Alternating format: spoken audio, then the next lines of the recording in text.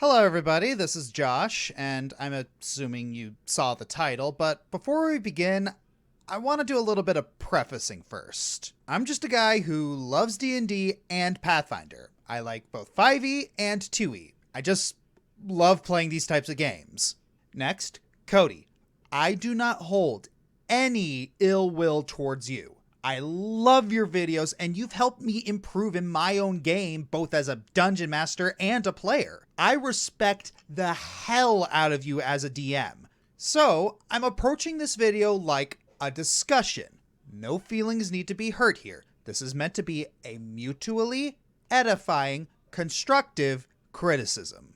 And to the fan base of 2nd edition, this is not an invitation to go to his videos or his Twitter and spam this video at him. That's really tacky and part of why this whole situation happened in the first place. Don't be jerks. So, Cody, let me first extend an olive branch by saying that I understand your main points. Here are the things you are 100% right about. 1. Pathfinder 2nd edition is a complicated system relative to 5e. But let's be honest, have you played Drop Dead Studios' Pathfinder Spheres rule set? It's even more complicated. But with the right group of friends, it's a lot of fun. But yeah, I totally get the feeling of being overwhelmed, which is why I'm moving my campaign from Pathfinder 1st edition to 2nd edition. It's a little bit simpler and there isn't as much number crunching. I totally get the feeling of DMing 5e being less of a workload. It moves faster, there's fewer numbers, fewer rules, and there's overall less to keep track of while still delivering a satisfying tabletop experience. Second, I'll agree with you in that the Pathfinder rulebooks are hard to read. It's so time-consuming how you have to jump over the book like a demented rabbit in order to get to the crucial information you need to run the game. It took me a long time before I felt confident to GM a session, and even then, I felt I needed to do some test runs. 3. You weren't treated very fairly here. You were bombarded with ignorant accusations and unfair assumptions about you and your party. People don't know you or your players, and they had no real ground to accuse you of any kind of incompetence or lack of creativity without actually seeing a session in action. I've read the comments of some of these responses, and yeah, a lot of them were defensive at best, and at worst, spiteful, butthurt, and immature. While some made good videos and some made good points, yeah, there was a lot of needless vitriol that contributed nothing to the conversation. 4, and this is the biggest and most important point that Cody brought up, you shouldn't have to handicap yourself to be creative. That sort of system doesn't encourage creativity. In fact, a system like that would punish creativity. Examples of good systems that reward creativity and experimentation are Team Fortress 2 side grades or Breath of the Wild's multiple solutions. All that said, however, I do believe these videos have fundamental flaws to them and they are not insignificant. My goal with this video is to correct information as well as give constructive, edifying criticism. I gave both of these videos a fair shake, and I did as I was asked, and I examined myself for cognitive dissonance. In return, I only ask for the same courtesy, that the possibility be considered that some mistakes have been made. First main point, the first video was too vague. The choice of words lacked necessary context so viewers could better empathize and understand where you were coming from. Notice how the second video had a large section clarifying, especially in the title, what was meant by illusion of choice. That's the sort of thing that should have been said in the first one. What you may mean by illusion of choice, some person might mean something else by illusion of choice.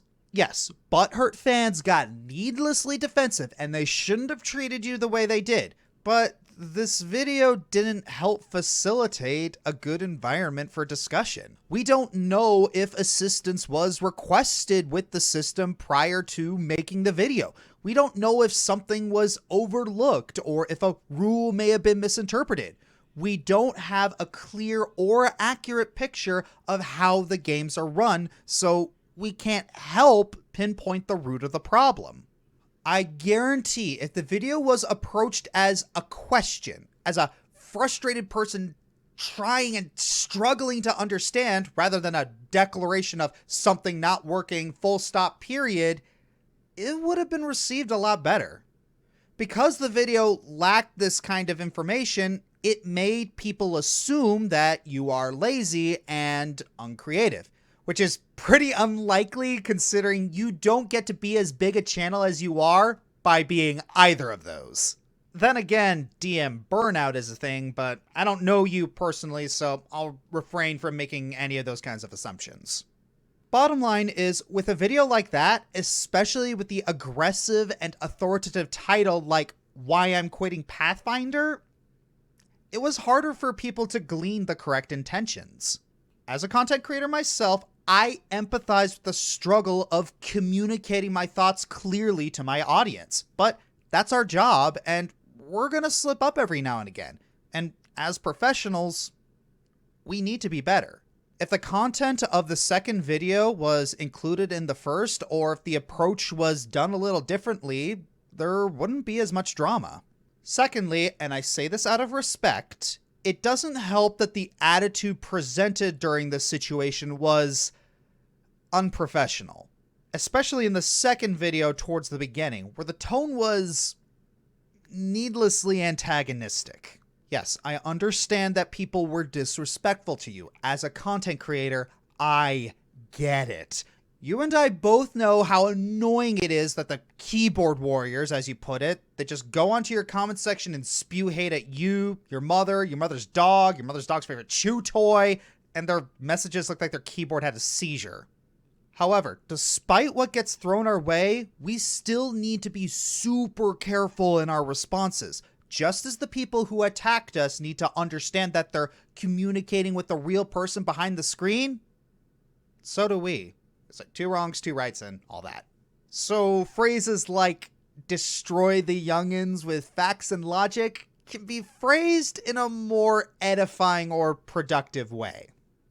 Thirdly, in the second video, there were several mistaken claims. To clarify, I don't think this was done intentionally.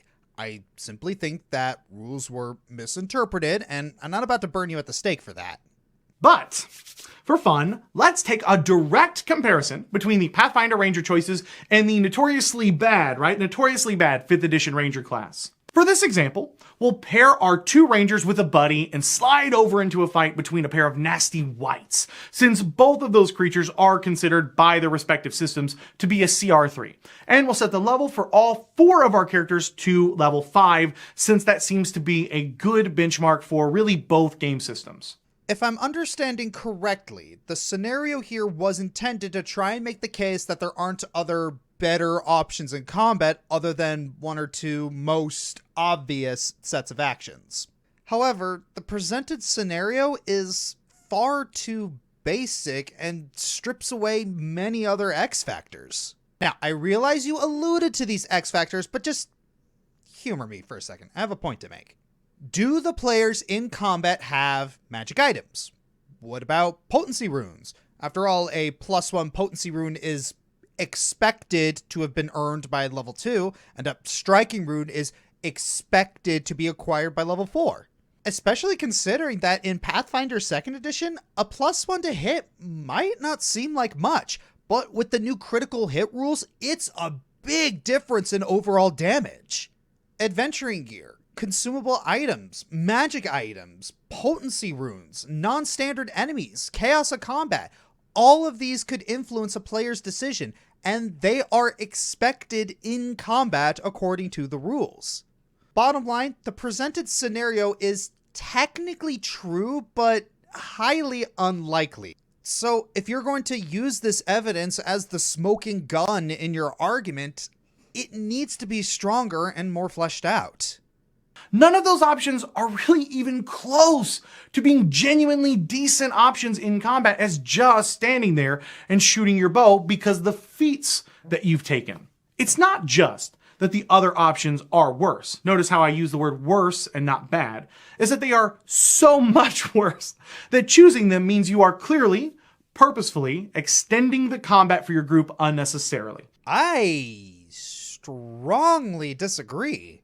Since you get several skill feats by level 5, let's say, in the basic scenario, depending on which skills they wanted to train, they could trip, grab, demoralize, or if they took the feat, Bon Mo the White to set them up for other party members.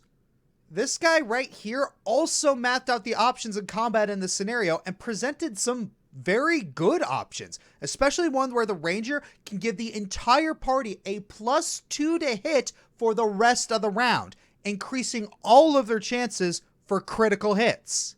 And that isn't even getting into archetypes. Now, I realize you said you don't have a problem with options in character creation, just options in combat. Let me finish. If we're making a Legolas character, like your example, maybe the ranger could take the archer archetype instead of taking quick draw at level 2, and then take one of the 3 different shot options at level 4.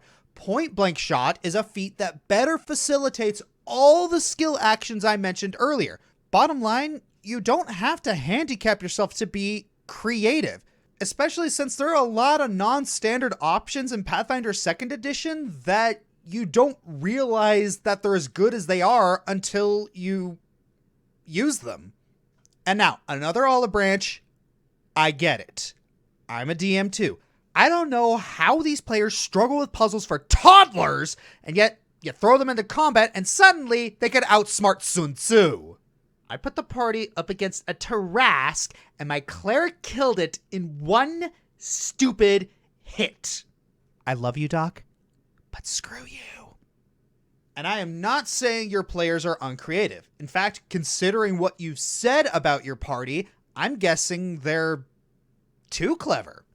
I'm guessing that challenging them is a challenge in and of itself. Now, I realize I'm making assumptions here because you didn't present all the information necessary to make that sort of judgment, and I'm not entitled to that information. But TLDR, necessity is the mother of invention. Consider they don't want to change the way they fight because they don't feel the need to change.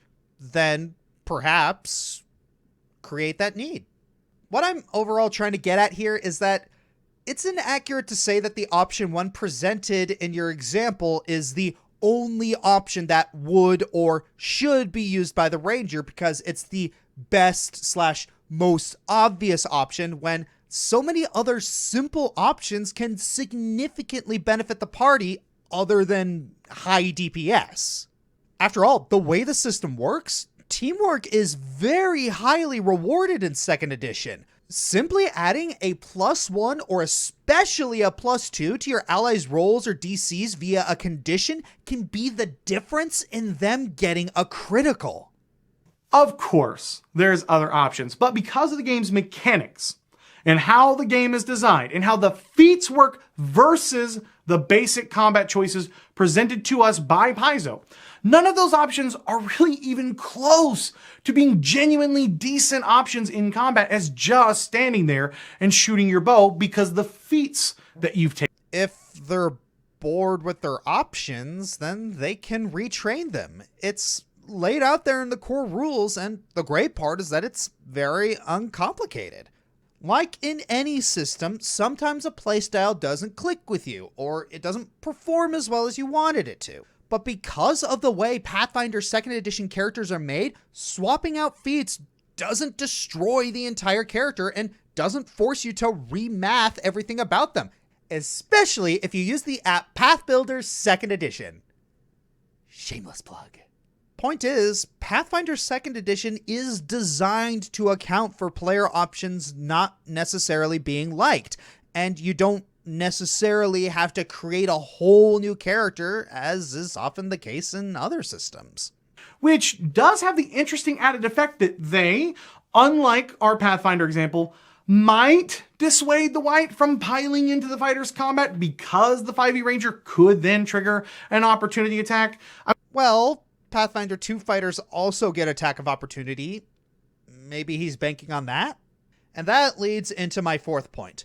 There were several key Pathfinder 2 rules that weren't applied correctly, and many of these mistakes can significantly affect the outcome of combat. In And they could even attempt to grapple the white on the ground to hold them in place for the fighter with that third action. This, of course, would still trigger the multi-attack penalty because both trip and grapple have that attack trait. So the grapple would be at a -5. And, of course, it would use the ranger's strength, not their dexterity modifier. And then, the ranger would also be prone for the other white.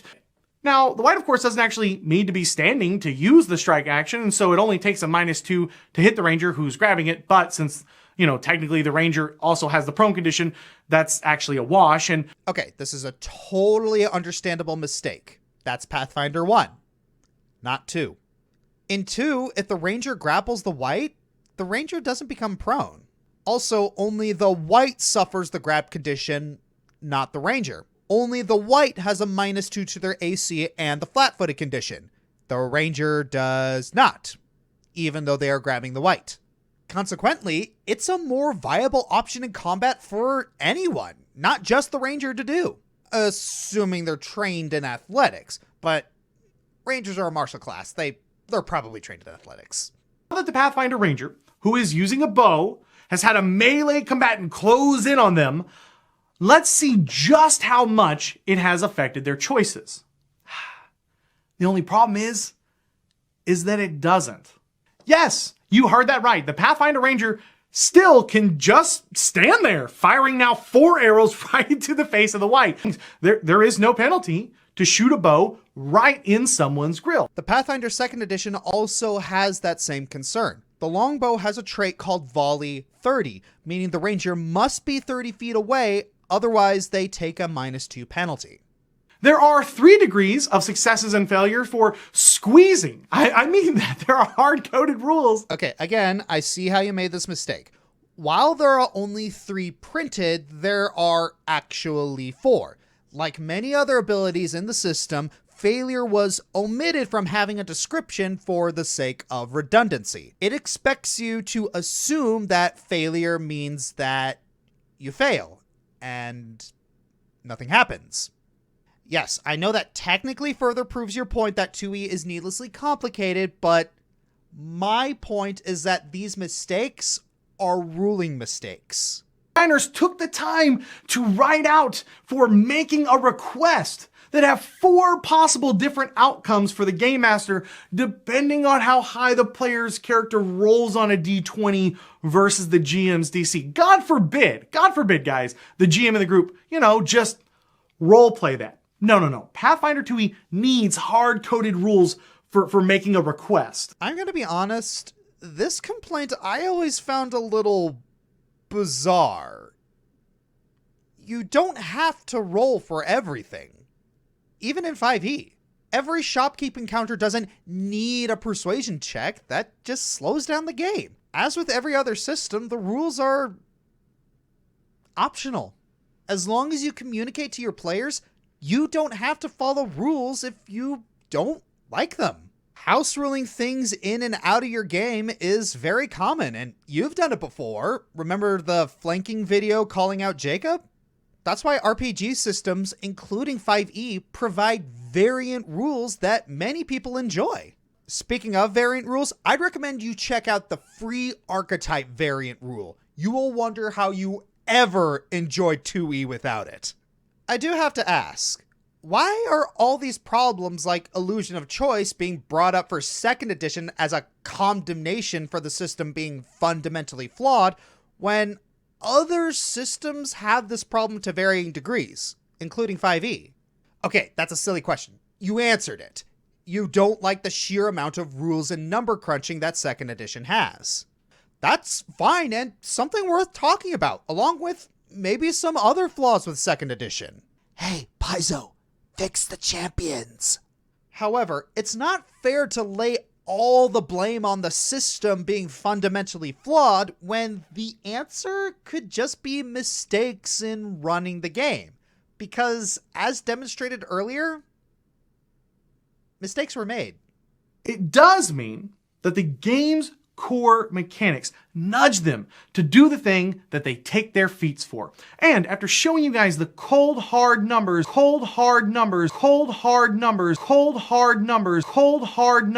Are you sure about that? So to wrap it all up, here's the summary of my issues with the two videos. 1. The first video lacked crucial information to understand the presented perspective. 2. The second video came off as antagonistic at points. 3. There were perfectly viable and entertaining options in the combat encounter that weren't mentioned. 4. Several core rules were gotten wrong. But with all that said, I love the fact that you brought up the idea of illusion of choice because it's important. It's easy to fall into patterns of combat in 2nd edition or really any system. If Yu-Gi-Oh!, Magic the Gathering, or heck, previous editions of D&D are any indication, it's that given the opportunity, players will optimize the fun out of a game. And it's the designer's job to protect the players from themselves. But that can only go so far. And in 2E, I feel that there are many ways out of these loops that aren't obvious and are still viable combat options. Is there an illusion of choice? Or is that the illusion?